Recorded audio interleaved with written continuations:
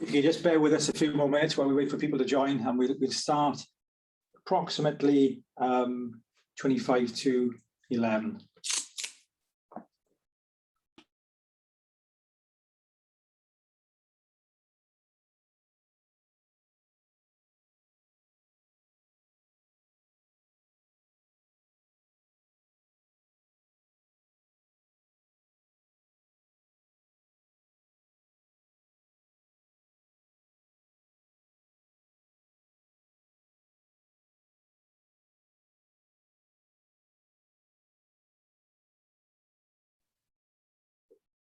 Good morning, everybody. Just for you, I was going to say latecomers, and that doesn't sound very polite, but just to let you know that we're just waiting a couple of minutes to leave everybody join. All your mics have been muted. So if you want to use the chat feature on Zoom, if you have any queries of a technical nature or any questions you'd like to ask as we move through the presentation, if you want to use the chat feature, my colleague Kim will be monitoring the chat as we move through the presentation. And then we'll dedicate then the session just at the end for the question and answers. We'll have some questions and answers at the end of the session.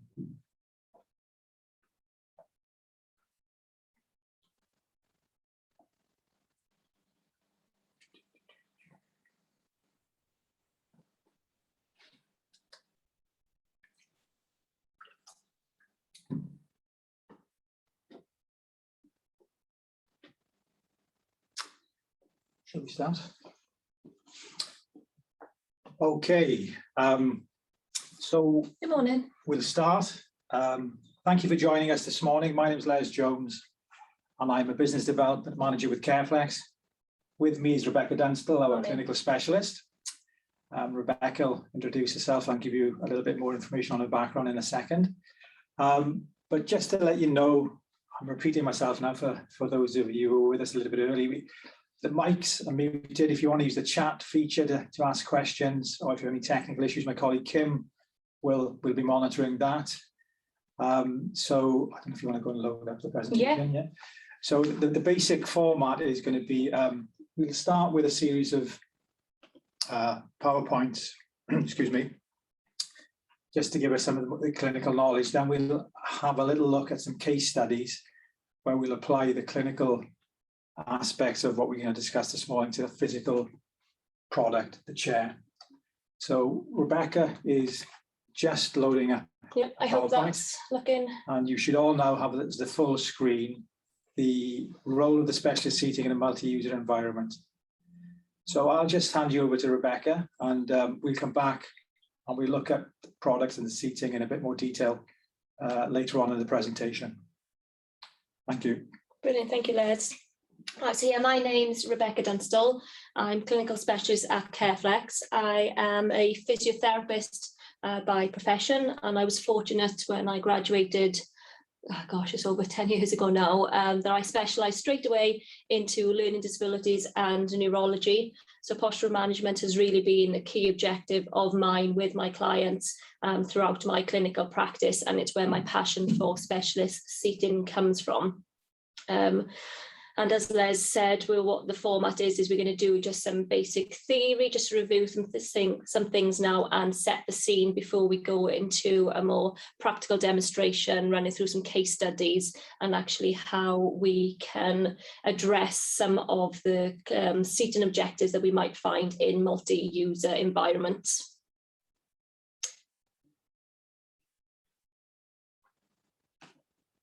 Okay, now, I think we've got a mix, Les, have we, in the audience of all different professions and environments? We've got some OTs, physios, nursing staff. Yeah, we've got quite a mix of healthcare professionals from across the UK. You know, ultimately, the reason we do what we do is to promote the best quality of life for our clients, our service users, our patients. Now, understanding and appreciating the importance of specialist seating systems can support this objective. So the seating considerations that we're going to be focusing on today are some of the typical ones that you might come across in multi-user environments. So comfort, adjustability, postural management, pressure care, infection prevention and control, usability, so thinking about the support network, family, carers, nursing staff and so on. And then reliability and durability.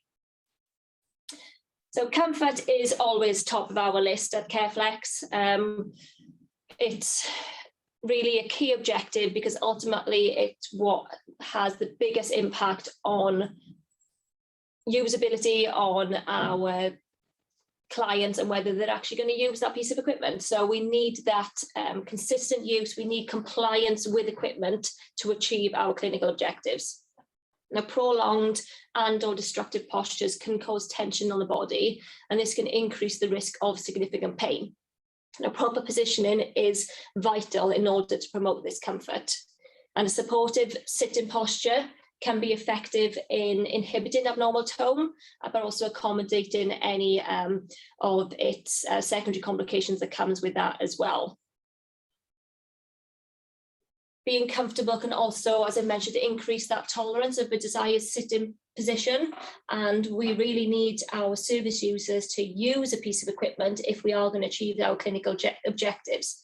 Now, if that user isn't comfortable, then they're simply not going to use that piece of equipment, regardless of the clinical benefits that we are trying to get across. It's one thing that in all our assessment layers that we focus on that comfort.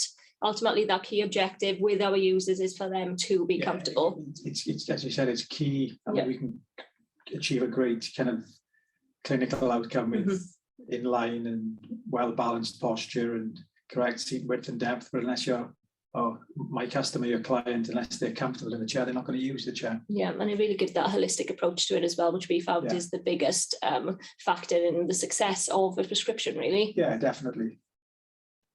Okay, the next we have adjustability. Now, every chair must be set up to fit its user. If it's not, then it can actually cause more harm than good. Now, the basic chair dimensions often overlooked actually in multi-user environments where chairs are used between different service users of different heights and weights and body shapes and sizes. Those basic chair dimensions that have to be based on that particular user's individual measurements. Yeah, and it's the devil's in the detail, if you like. It's really important that people understand the adjustability of the chair and understand it's fairly simple procedure to adjust the chair. So we'll concentrate on that in a little while. Yeah, and I'd probably say that one of the biggest tips to go away with from this morning is that if you are having maybe referrals through and people are concerned that maybe it's not the right seating system or they not seem to be sitting appropriately, really take it right back to the basics and look at those seat measurements to start with. Seat depth, seat width, seat to floor height. Because the way in which that chair is set up will influence the individual's positioning, and then that will have an impact on the risk of their secondary complications, things like postural deterioration and pressure ulcers. So we're going to break that down then to these simple basic chair measurements, but actually they are vital to that seating prescription. Now, correct seat depth will encourage pelvic stability at the back of the chair, whilst also maximising the performance of our water cell technology, and Les will cover that a bit in detail later. Without that posterior support, the user can go into that sacral sit-in, so a posterior pelvic tilt. If that seat depth is too long, the user won't be able to flex their knees over the edge of the seat. So what they'll do is simply slide forward into the chair to allow the knees to just flex over the edge to get their feet on the floor. So we'll be creating that posterior pelvic tilt, increasing that shear and friction forces just because the seat depth isn't set up correct for them. Likewise, if the seat depth is too shallow, the area over which the body weight is distributed may be reduced, and that can then increase the risk of pressure injury as well. So this is how critical it is that we get these measurements right. Seat width, if we get that correct, then it can reduce the tendency for the user to lean or shuffle the pelvis. It gives that lateral support. Those undesirable movements can result in things like pelvic obliquity, where one side of the pelvis is higher than the other, or rotation, where one side of the pelvis is more forward than the other. And then the posture becomes increasingly unstable. And we've also got unequal loading on the tissues. And if this is left unmanaged, then that leaning posture could lead to things like a scoliosis. Seat height is important for maintaining independence and function, especially for users who are ambulant or semi-ambulant or still able to rise to standing for transfers. If the chair height is too high, then the user could be unstable when they rise to stand. But it also can encourage a posterior pelvic tilt as well as they seek that foot support. It's just a natural thing that we do. We seek that feedback, that sensory feedback, that proprioceptive feedback through our feet. So if the seat height is too high, again, we could go into that sacral sit-in, increase in the shear and friction forces just to simply get that stability through the feet. Yeah. And I encourage people to try our chairs, as a carer, as a healthcare professional, sit in the chair and try the chair with and without foot support. Yeah, I think that's the difficulty, the nature of these webinars. If we were doing this face-to-face training, we'd be getting people to try these activities, just so you can actually have a feel of how natural it is to get that support through our feet, to sink into the chair because the seat depth is too long, and actually the impact it can have on all the body segments. But as I said, a good idea if you are struggling maybe with compliance, or maybe nursing staff or care staff or family members not quite understanding the importance, getting them to sit in the chairs. And quite often in a training session in a care home where we have carers, I get them to sit in a chair, initially with the chair not set up correctly, so the seat depth and the seat width, and there's no foot support. Then we configure the chair so the foot support is appropriate, seat width and seat depth is again appropriate for that person, and you ask them to think about comfort, and they will actually, become much more aware of the importance of the correct setting of these features. Definitely. If the seat height is too low, then obviously that's going to have an impact on their strength to be able to complete the sit to stand as well. Seat height is still important for users who are non-ambulant, so those who were maybe hoist transferred, because we still need to get the correct seat to footrest height to get adequate foot support, which is critical for pelvic and upper trunk stability as well. Armrest height is important for users who can rise to standing, because it gives them that momentum to be able to push up and out of the chair. It can also encourage repositioning. So we'll speak about it a bit later on, but in terms of pressure management, repositioning is key, that regular repositioning. And if we can encourage independence with it and a more regular repositioning, then we can actually use the armrest if they set up correctly for them to be able to reposition themselves and get the optimum upper limb positioning for activities too. Arm support can also relieve tension on the neck muscles and shoulder girdle, but need to be mindful that it should not be used to achieve trunk alignment or control. We need to get that trunk supported adequately first before we then look at the arm support. But that's a whole different webinar that we could run through there. We've only got a morning or an hour. Another part of adjustability comes into that is the recyclability. So specialist seating can be a comprehensive seating solution for equipment stores. I don't know if we've got people out in the community as part of the webinar today, but in terms of equipment stores, getting that recyclability, being simple to refurbish and decontaminate, so it can speed up that reissue then as well to other users. One of the case studies that we'll have a little look at, one of the chairs was a reissue chair that needed to be reconfigured for that patient. So yeah, we'll focus on that a little bit later. So the next key consideration, of course, is postural management. Now, when a person sits in an asymmetrical or unsupported posture for prolonged periods of time, it can lead to pain, dependency, isolation, poor physiological function, and then an increased risk of ill health. Gravity and its effects can also trap individuals in these destructive postures. And I'm sure you've noticed it yourself at the end of a long day when you're sitting in the sofa and you just sink into that. It's really hard for any of us to be able to sit up all the time against the effects of gravity. So if we are working with users who lack that postural control and maybe have generalized weakness, how difficult it actually is to remain upright against gravity. Yeah. Particularly when you work from home at the moment, but people spend a lot of time with laptops on laps and sitting in your lovely comfortable three-piece suite. Practice what you preach and all that. So that inability to sit out can result in individuals being confined to their bed and the four walls of their room with limited interaction, engagement, and unsurprisingly further impacting on their quality of life. And as a person grows and develops, we learn from and respond to information that's sent from various sources, things like the vestibular system, visual, proprioceptive input. Now, damage to any of these systems, maybe through injury, illness, disease or disability can affect our ability to interact with that information. And that's when individuals will find it increasingly difficult to achieve good sitting posture. So what exactly do we mean by good sitting posture? So the body is conformed to the supporting surface as symmetrically as possible. Body weight is distributed equally over the maximum surface area. The body is balanced and stabilized, and it can adjust to change. So for example, things like activities, maybe daily activities, engaging in those activities, being able to reach outside their base of support, but still remains balanced and stable. The body segments are supported and aligned as much as possible, but then also the upper limbs are free from the load-bearing role for functional independence. So we're looking to facilitate effective functional performance. We want it to be energy efficient, so our users aren't fatiguing quickly and then maybe requesting to go back to bed, or not having the energy there to be able to participate or engage in activities or engage with family members and loved ones. But we also want to protect the body segments as well, so that we do not harm the body systems and reducing the risk of any secondary complications.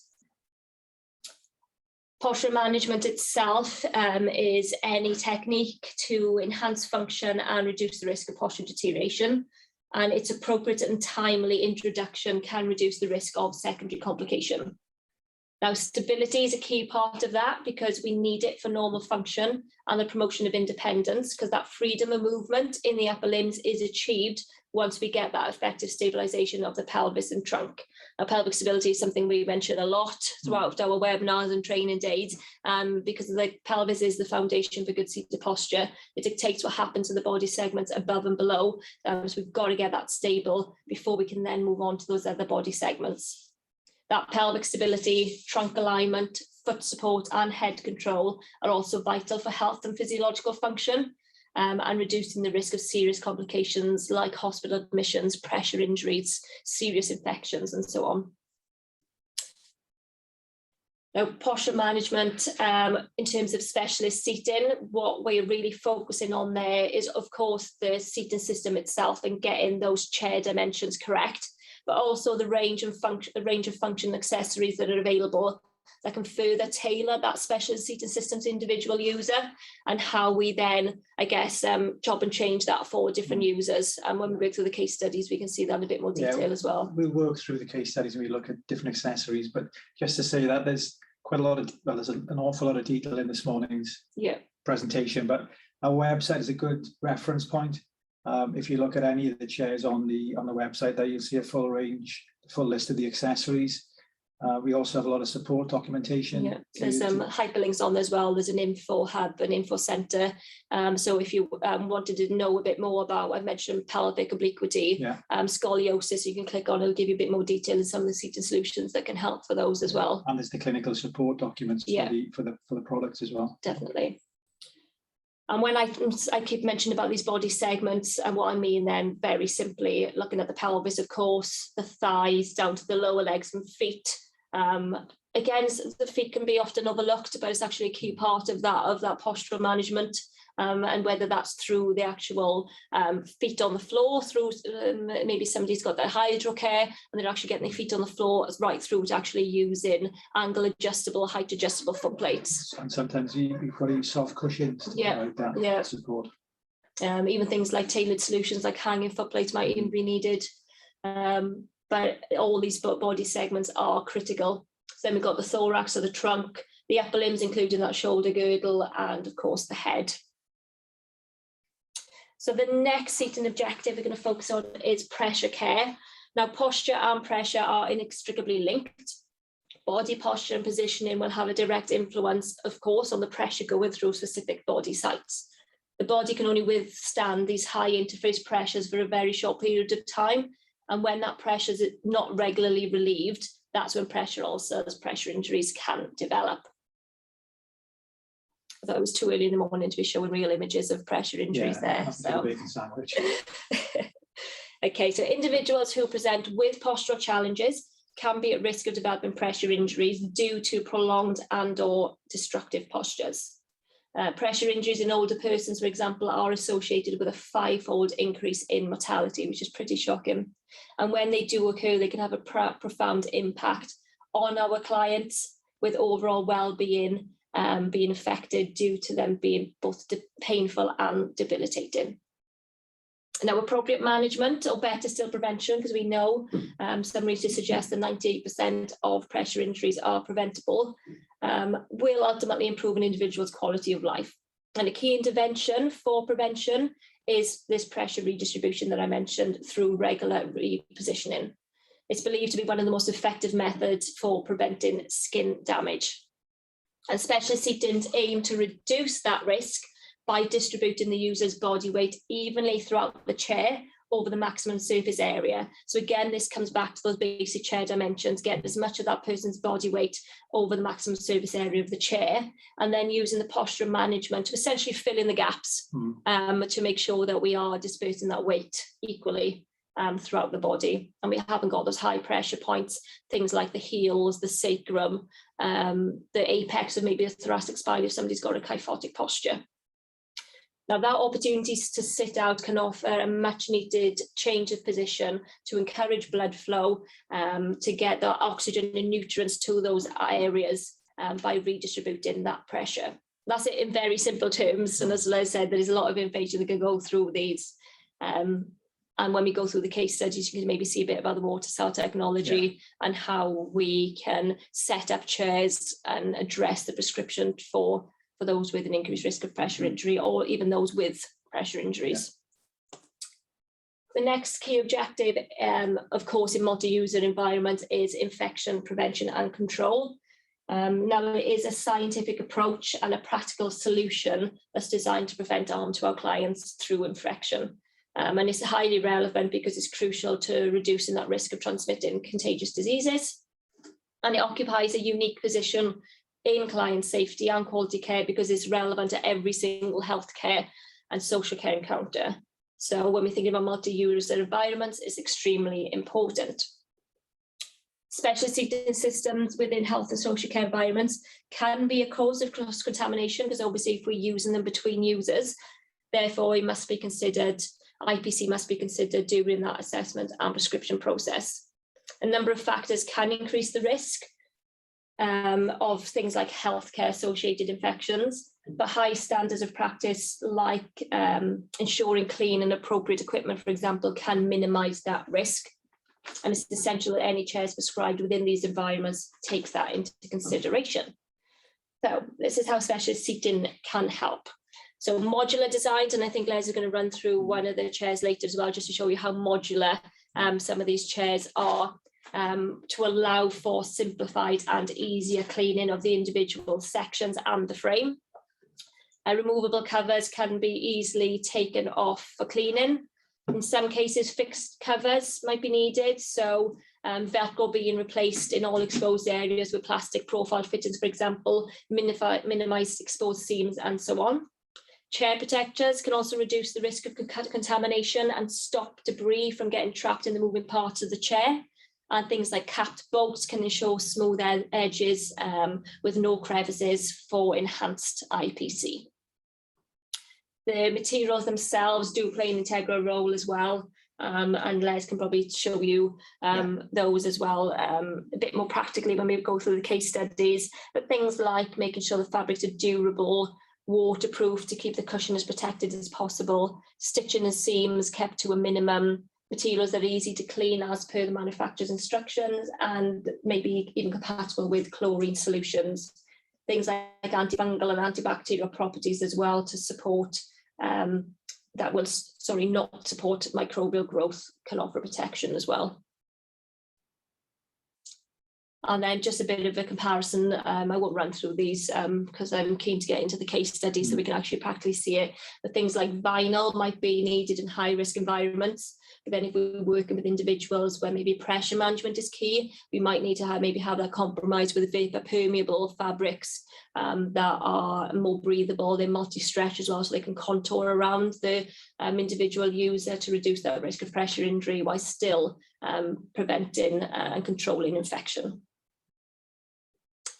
And then finally, we have the usability. So whenever we are doing specialist seating prescription, we do need to consider the individual support network as well, especially with maybe complex presentations where we are relying on the support network to use the piece of equipment consistently and appropriately.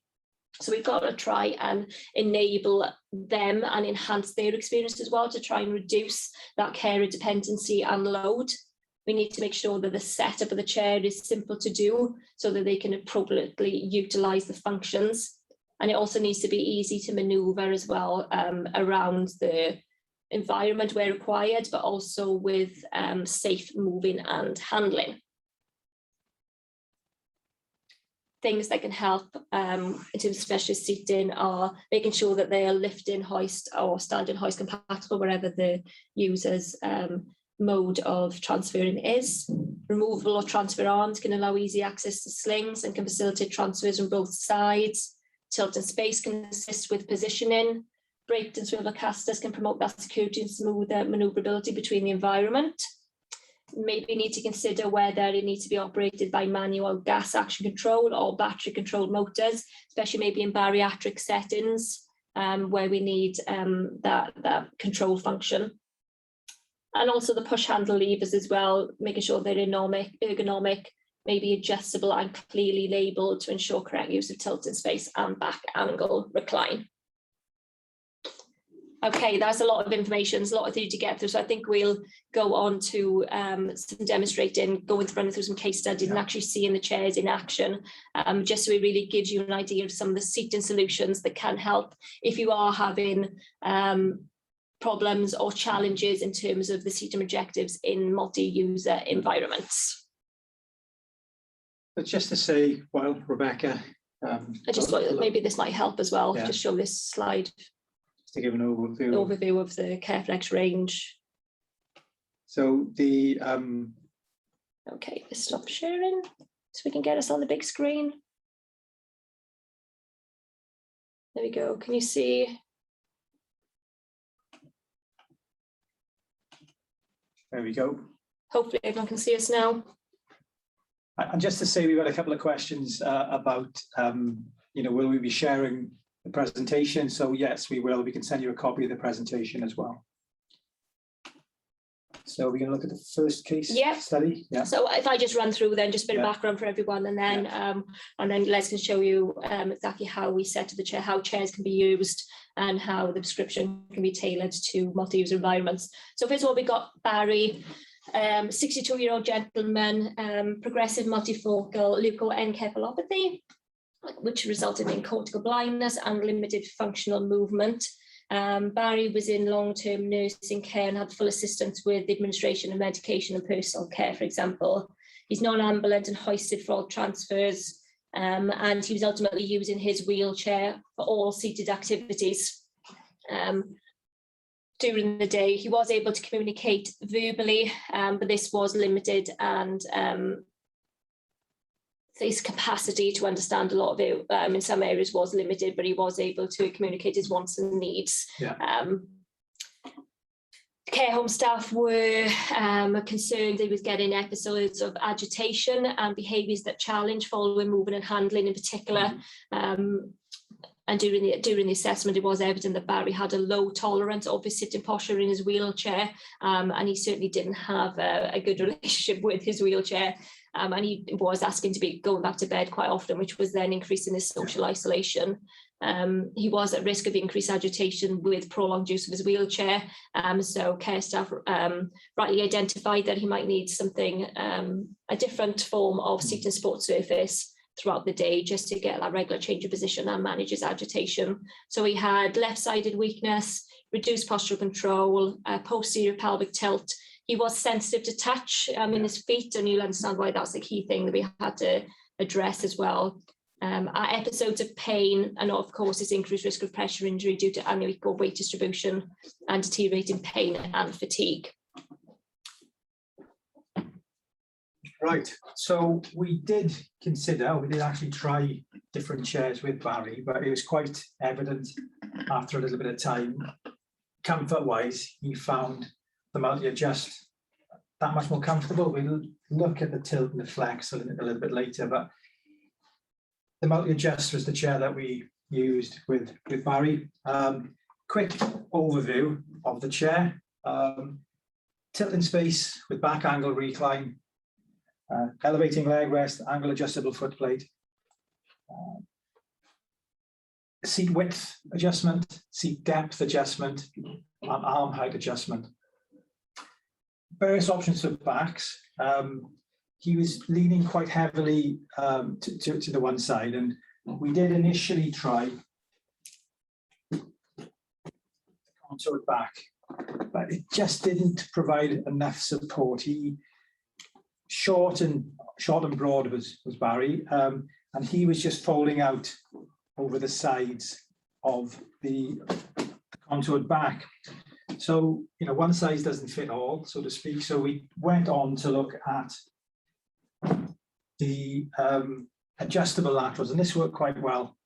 It provided a lot more support, brought Barry back into a midline position, and he felt that much more comfortable. So other features on the chair, if I start, and if I'll apply this to how we worked with Barry, foot support is obviously quite important. Yeah, because we said about they had that sensitivity to touch. Yeah, and it was quite a difficult area to assess in a way, because it's quite challenging at times. Yeah, but we knew we needed to get that foot support because of his increased size and weight as well. We didn't want to increase the pressure going through his pelvis, through his ischial tuberosities. So we wanted that foot support to try and get that more equal weight distribution. Yeah. So the multi-adjust is an elevating leg rest lever just on the right-hand side here. We can adjust the length of the leg rest. It's also angle adjustable when it's not in use. Take that away. The one thing we found with Barry was, again, because of his size, he was struggling a little bit to keep his feet on the foot plate. They were just rolling out and just falling either side of the foot plate. So we introduced an additional component to the chair, which is just a channel foot plate pad. So this is key when I say about postural management. Of course, setting up the seating system itself appropriately to the individual, but then thinking about all those additions, the functions and accessories that can further elevate that posture. Yeah, and again, that the home we're leaning towards a multi-user chair as well, perhaps a chair that Barry would use it, but perhaps other residents may want to use the chair as well. So it's important to the home that they could actually change and reconfigure the chair if need be. So you can see that the pad here is just held in place with a strap quite strongly, but if need be, it can be taken away for use with another resident. Seat width adjustment on the multi-adjust is built into the chair. Little hand wheel on the right, just on the inside of the arm. Just on the inside of the arm at the front and at the back. I'll just adjust that now, because Barry was approximately, I have to remember, about 20-inch seat width, a 500mm seat width.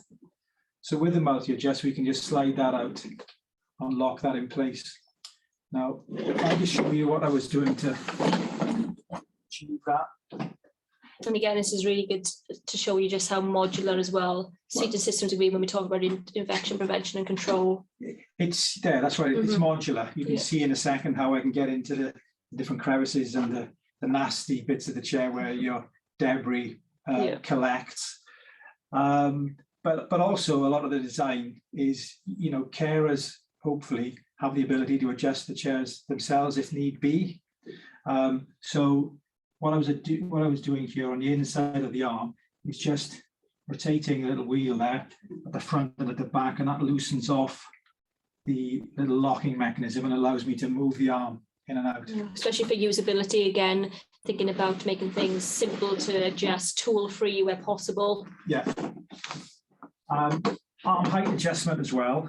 The two prongs that connect the arm to the chair. There's a little switch to the side of either one, and if I pull that, I can just extend the height of the arm. is zooming in there. Okay, Yep. so you can see what I'm doing there again. The great thing about this is we can have different arm heights from the front to back as well. Yeah. So if there is a particular positioning requirement for the upper limbs, maybe some fixed elbow positions, we can actually have different heights from front to back as Yeah, well. or perhaps, just to get access with a stand assist hoist, Yeah. where perhaps it would be better to have the front edge of the arm lower. We can probably can't make that out there, but we can actually drop the front edge of the arm lower, raise the back higher. And with adjustability as well, it's worth mentioning when Les said about the adjustability seat width, again, that could be different to the front and back as well. So Yeah. if we need an angled seat width for wind sweeping, for example, we can achieve that. Somebody with that fixed posture, Yeah. we can angle. the And arms. then applying that to multi-user environments to adjust it simply tool free for another individual who might need more alignment.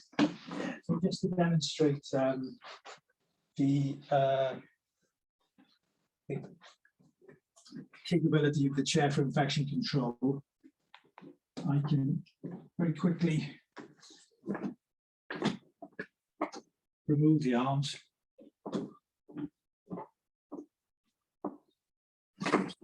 More space.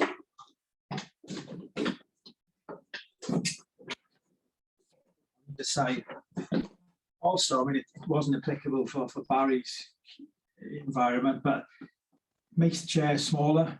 So if you're delivering this chair into property with narrow doorways, it'll make the chair that much more delivery friendly as well. Or even manoeuvrability around the home as well, if somebody. Yeah. Seat depth adjustment. We adjusted the chair. Barry, it's just the lever on the back here. Okay, it's very similar to all the chairs within the range. I just push the lever down, drag the back towards me to increase the seat depth. Just push away for me to decrease the seat depth.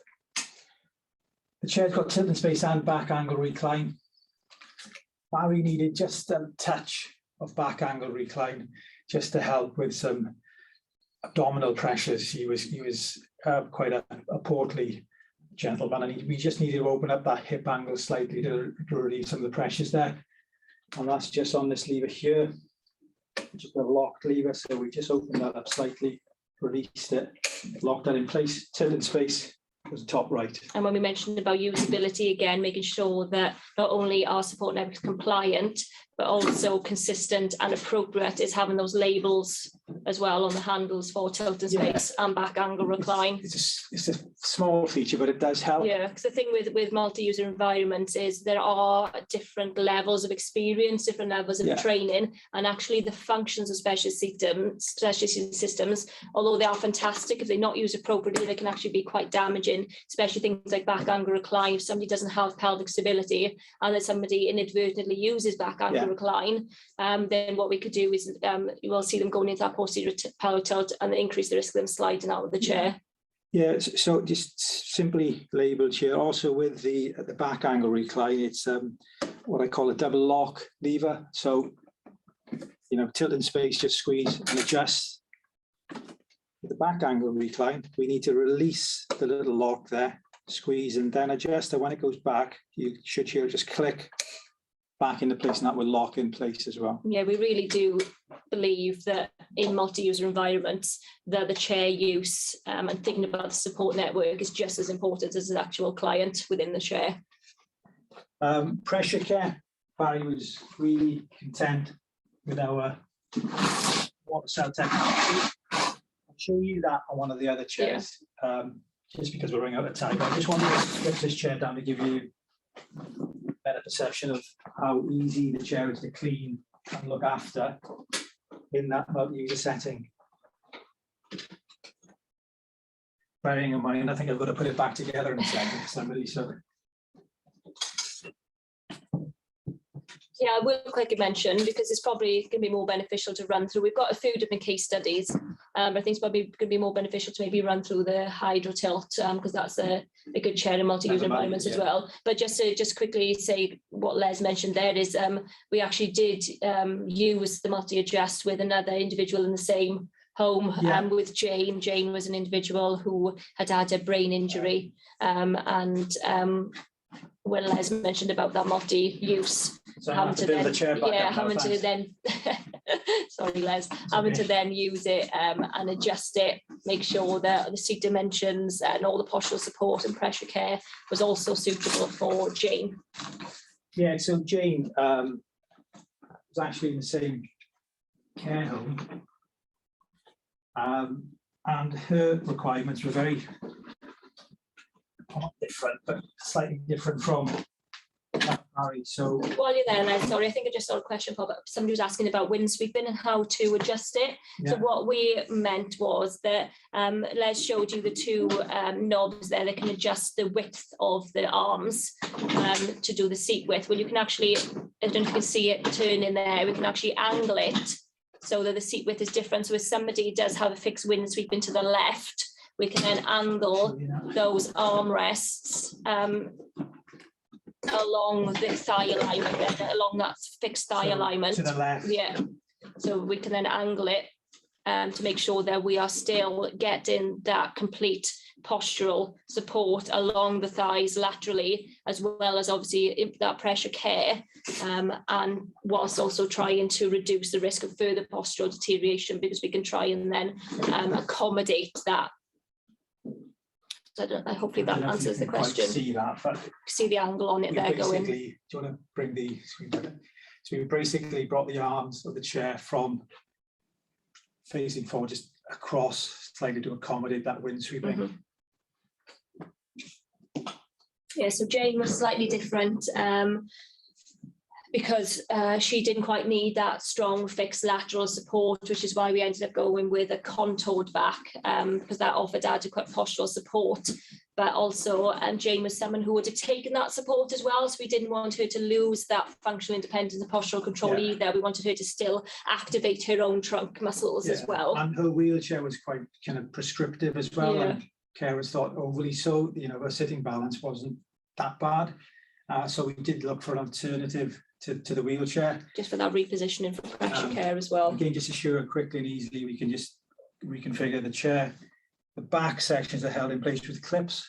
Okay, so that's what we use for Barry. For Jane, just these clips on the back here. Just click that in. And that just locks that in place at the back of the chair. And that, with the exception of lock foot plate, was the setup of the chair for Jane. So it was the same chair with a slightly different back. And adjusting the seat depth and seat width. And the seat depth and the seat width. Yeah. So that's Jane and Barry. Yeah. Okay, so let's have a look at Mary. Mary was a 76-year-old lady with Parkinson's disease. She was presenting with that typical flexed lean-in posture. She was now fully hoisted, but carers were noticing redness. I believe it was over sacrum, thoracic region and the heels. She had reduced core strength and postural control, a posterior pelvic tilt, this increased thoracic kyphosis, which is quite typical in that Parkinson presentations. She was fatiguing quite quickly and obviously an increased risk of pressure injuries. And I believe when the request first came in, it was for rise and recline chair. Yeah. Now, we do have rise and recline chairs within the range. I won't go into that. I won't turn it into a sales pitch, but if you want to refer to the website, you'll see the Dartington, the Ashburton and the Kingsbridge. So, but basically, you know, when we looked at Mary's requirements, you know, rise and recline for me really is about function and independence and mobility. And we didn't get enough posture into the rise and recline chair. We couldn't. So we looked at various options. Especially knowing that long-term progression as well, and needing to make sure that we got the one chair right and set up for her. But we could adjust. Mary was also hopefully accessing equipment through the loan store. So it was reissued equipment. We tried a flex, just a little bit overcomplicated. And we have another chair within the range called the Smart Seat Pro. Again, have a look at the website. That again was too complex. So we came back to our one of my favourite chairs in the range, the Hydra Tilt. It's the oldest chair within the Careflex range, family of chairs. Tilt in space chair with seat depth, seat width adjustment, angle adjustable footplate. The footplate is the same as the one we have on the multi-adjust. Just a very simple tilt in space chair. We didn't need back angle recline. Yeah, So that would take the flex out of it as well. Yeah, we didn't want to confuse things. Back recline isn't something that Mary would have tolerated with her pelvic stability as well, because she already had that posterior pelvic tilt. And we didn't want to, for in multi-use environment, of course, with the support staff to inadvertently activate that that back angle recline. We wanted to keep that pelvis as neutral as possible, but stabilised. Yeah. So we came back to look at the Hydra Tilt. This is a tilt in space. And as Rebecca was alluding to there, we like to keep things as simple as possible as well, especially in that care home setting where there's a changeover of staff, and it's difficult to pass that kind of knowledge about the chair on to people. So the less there is to go wrong, the better, really. So we tried a Hydra Tilt. The initial chair that came out was a 500mm seat width, a little bit too wide for Mary. So that's all we needed to do is these were the arms, or this is the seat width that we originally had. These two arms would give me a 500mm seat width. So we just changed the arms over, and as luck would have it, the equipment store were able to take arms off a different chair, different spec chair, but they were the right seat width for the ones you were looking for, and we're able to load them onto the chair. Just held in place with Velcro, so it's a very easy process to swap the arms over. Seat depth adjustment is on the back of the chair here again. Okay, very similar to what you have with the flex, just the lever there, press the lever down, going towards me to decrease the seat depth and away to increase the seat depth. But it's a key point for you here, especially if you're looking at multi-user settings and perhaps reusing equipment. Every Careflex chair is a Class 1 medical device. As such, they'll come with a unique serial number. A little silver label on the back of the chair here. On a Hydra Tilt, sometimes it's behind the backrest, okay? That serial number will give us the exact specification of that chair. So if you wanted to check with us before taking a chair to a client, does the chair have the capability to be adjusted to the appropriate seat width, depth, seat to floor height that you need for your client? We can confirm, or we can assist with the exact specification of the chair. It's quite a handy feature to have, because I know that I've been out on assessments before where we've gone out to help with the reissue of a chair.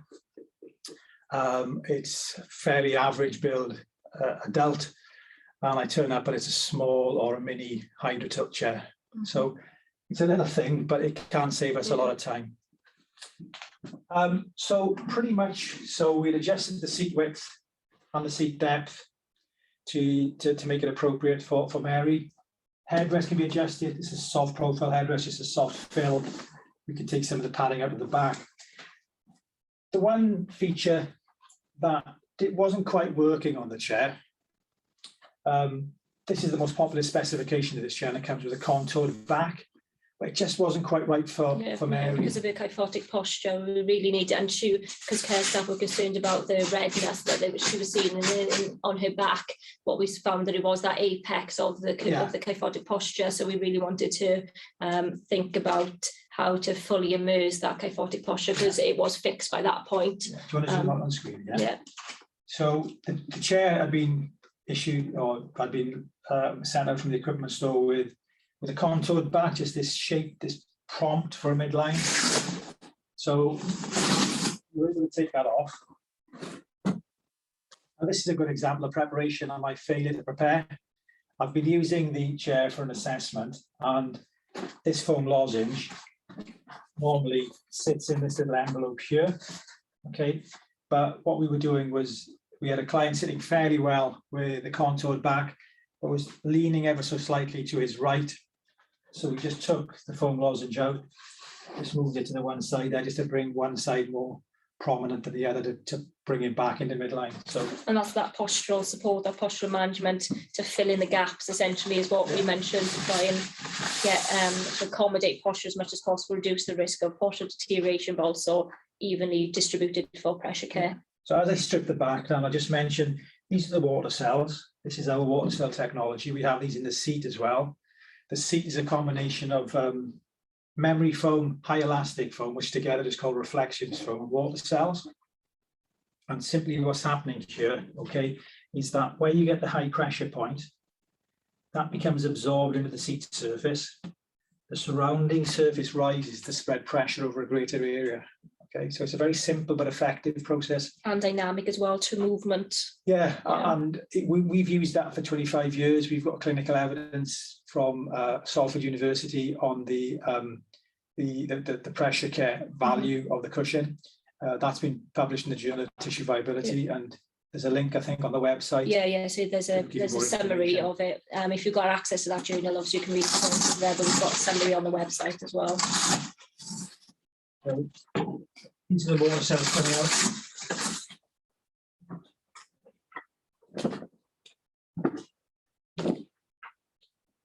And I'm hoping my black bag.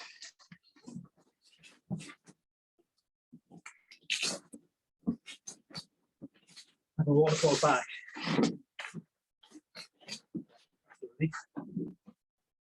So that just pops in.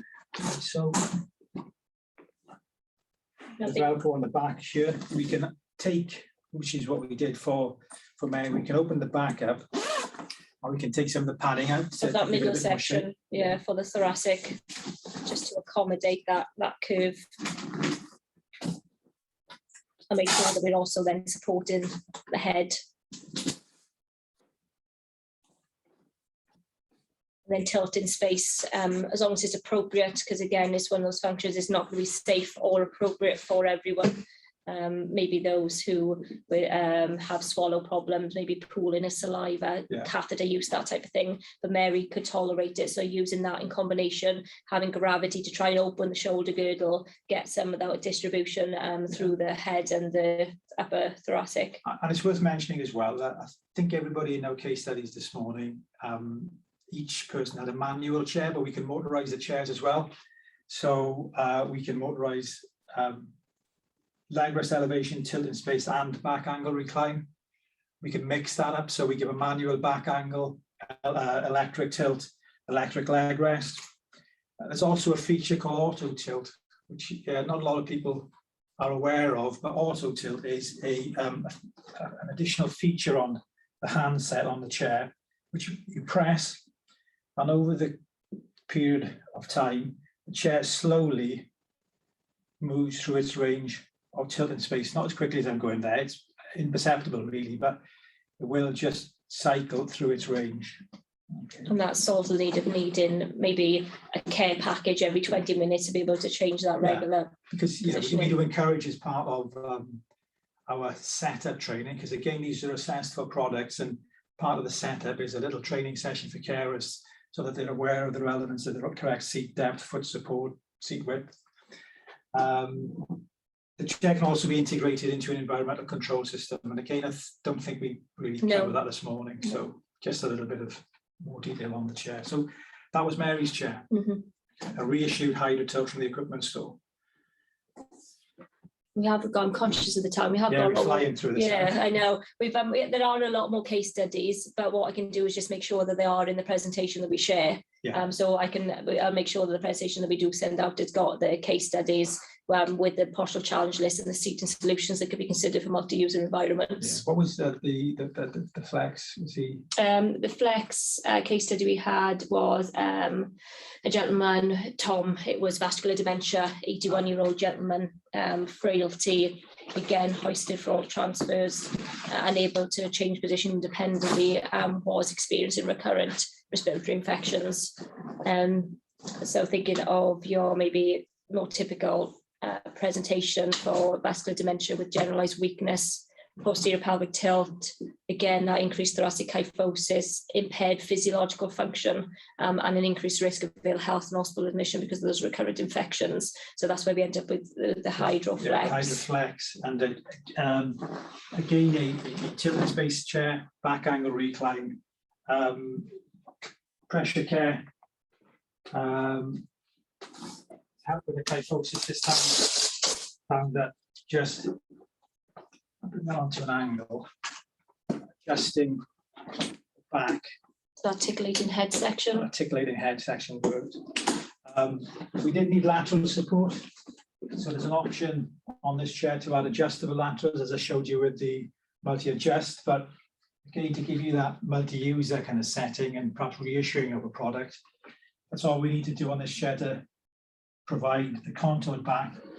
There are 4 little bolts on the back, which we release. Pop that out.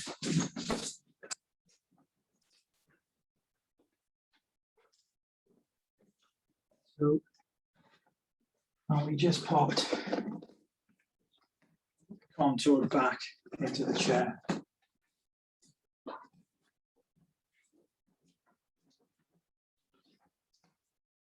So The HydroFlex, sorry, has got the ergonomic handles as well. So thinking about usability for the support network, and making sure that the support network are happy and comfortable using the chair as well. that's really kind of Full brake casters. casters, Yeah. yeah, elevating leg rest, and adjustable foot plate. Again, we adjusted the seat depth and adjusted or provided a different seat width. And I believe, Tom, they wanted that we give them some training on the transfer arms as well, didn't we? Because of the Yeah. sling, to get the sling in, they were conscious of positioning with moving and handling. So Yeah, he wanted access yeah, to help with that transfer in, so we provided the chair with a removable sidearm. So not for that side transfer, but just so that when we flick the arm up, it gave us better access to positioning the sling. And that's really not doing Tom any justice, really. There was a lot more complex than yeah. that 3 I'll make minutes. sure that they're on the Yeah. presentation we Yeah. send out, in case you can see Okay. see that list. And just to go back to my little sales pitch, just to make you aware and to give you some reassurance, there's a lifetime warranty on the frame for the chairs. That's as of 2017. Everything I've shown you this morning is standard and off the shelf. We've a tailored solutions option as well, which if just picking a client I worked with recently had a limb length discrepancy, so we needed to build up one side of the foot but over and above the other. Another client where we had some quite tight contractures, back at 45 degrees, so really difficult to get the person back in over the seat cushion, but making space for the accommodate his legs underneath the chair. We can send you a bit more detail, and again, if you want to email us for a bit more detail on CMD process, we can help you with that as well. Was there anything else? I don't think so. Or there are some questions. So we'll take some questions. Just run through those. So somebody's asking, can you change the auto cycle on the adjustment for the auto tilt? Can it be over 10 minutes or longer? There are 2 options on auto tilt. Option 1 is for an hour. Option 2 is for 8 hours. God forbid we put somebody in a chair and leave them for 8 hours. Yeah. But basically what it means is that chair will operate in that auto tilt, that regulated motion, until somebody comes along and grabs the handset. Well, as soon as you press the handset, it stops the process. So you have to reset it. So there are 2 options, 1 hour and 8 hour. Anybody with anything else?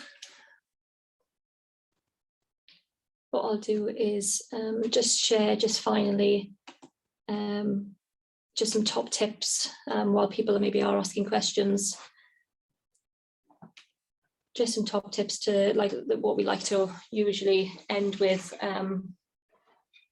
and hopefully some takeaway messages really. So comprehensive seating assessments are critical and will enable appropriate seating prescription.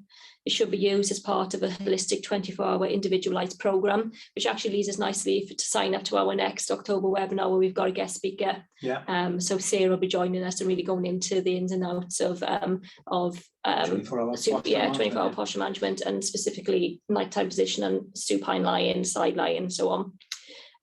During the provisional specialist seating, the objective assessment in upright and symmetrical sitting position with all body segments should be considered. And of course, the chair must be set up for the individual, especially in multi-user environments. The pelvis is the foundation for good sitting posture, as it dictates what happens to the body segments above and below. We need to position the thighs to help further stabilise the pelvis. So that's why we really focus again on the adjustability and seat width adjustment, angling it for more specific prescriptions. We need to aim to support the trunk upright and align the spine as much as possible. Pelvic stability and trunk functionality are dependent on adequate lower limb and foot support, so please don't forget about the feet. And upper limb support is essential to prevent that drag and relieve stress on the neck and shoulder muscles. And then thinking about physiological function and breathing, safe eating and drinking, the head and neck support is also vital to keep upright and midline.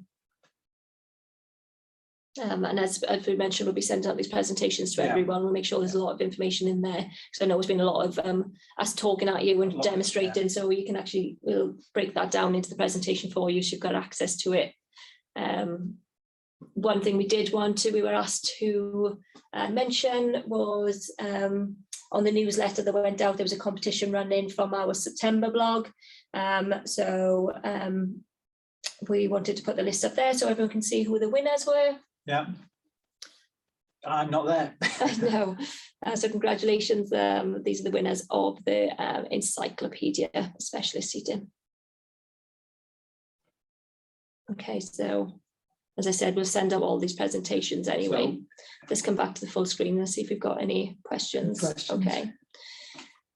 People just asking for. What's the last one? IPC. Obviously, IPC is more so an issue at present. Is there anything you would recommend to clean your chairs? Just the standard solutions that you're using in a care environment. The chairs can be, if you're looking at something really abrasive, up to 100,000 parts per million of a bleach mix. I think we only ask for 10,000 parts per million. So again, we've got information on the website which will give you more guidance on how to clean and look after the chairs. Yeah, we've got some of the manufacturers cleaning instructions and user guides as well. Specific to that chair. So if you've got a specific chair in mind, and again, the serial number can tell us the materials. Yeah, because depending on the age of the chair, at the moment we use a fabric called Cadet, plus the vapor permeable fabric that we use. 5 or 6 years ago, we may have used a slightly different fabric, which is a slightly different recommended cleaning regime. So you can get that serial number and you can give the contact us and we can look at the specific details and then give you a bit more information. Yeah. So I think we're just about ready to wind up.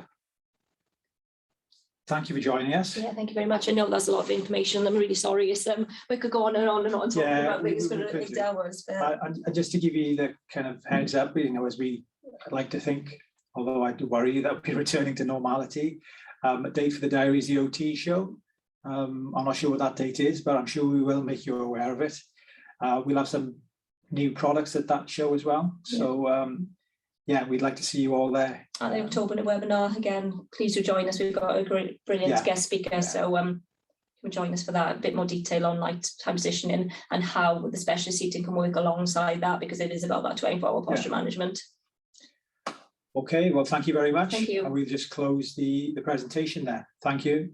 Have a lovely day and have a lovely weekend. Thank you very much. Thank you. Bye-bye.